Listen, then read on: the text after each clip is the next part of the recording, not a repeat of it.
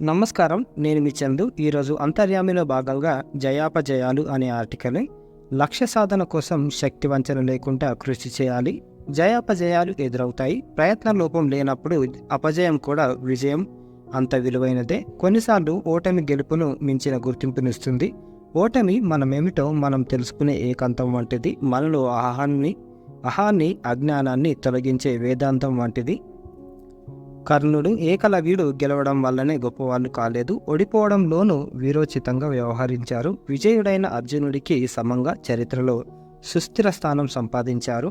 అడుగడుగున శాపగ్రస్తమైన గతంతో కురుక్షేత్ర సంగ్రామంలో కూలిపోతారని తెలిసిన కర్ణుడు యుద్ధానికి సిద్ధపడ్డాడు. తన విలువిద్యను శాశ్వతంగా ప్రదర్శించే అవకాశం కోల్పోతున్నట్లు గ్రహించిన ఏకలవ్యుడు గురుదక్షిణగా బొటనవేలు సమర్పించాడు. అపజయాన్ని ధైర్యంగా స్వీకరించగలిగితే అది ఆత్మవిమర్శ చేసుకోవడానికి అంతర్ముఖుల్ని చేస్తుంది. గెలిస్తే ఏముంది, మహా అయితే నీదేమిటో ప్రపంచానికి తెలుస్తుంది.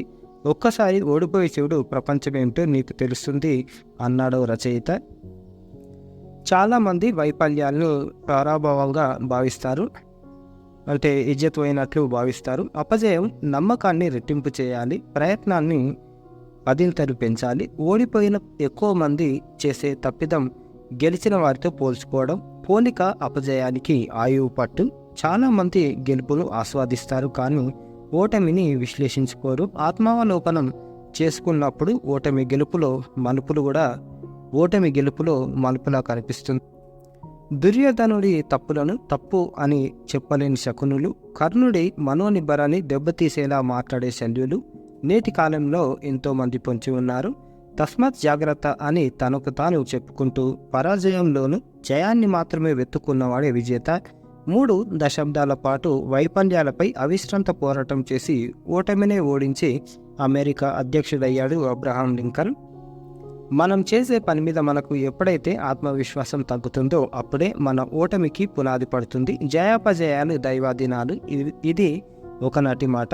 ఆ రెండింటిని తన ఆధీనంలోకి తెచ్చుకోగలవాడే సాధకుడు, ఇది నేటి మాట. ఓటమి వస్తే చేసే పనిని మధ్యలో వదిలేయడం పిరికితనం. ఆ పనిని మరింత శ్రద్ధగా, పట్టుదలగా చేసి అపజయం నుంచి అనే అడ్డుపడే పనులను తొలగించి జయం వైపు అడుగులు వేయడం విజయం.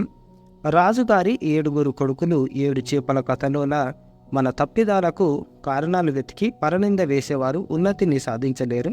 ఆ అలవాటు పురోగతిలో గతిని తప్పిస్తుంది. మన అపజయానికి కారణాలను మనమే విశ్లేషించుకోవాలి. పోగొట్టుకున్నది మన కోసం ఏదో మూల ఉంటుంది, దాన్ని శోధించి సాధించుకోవాలి.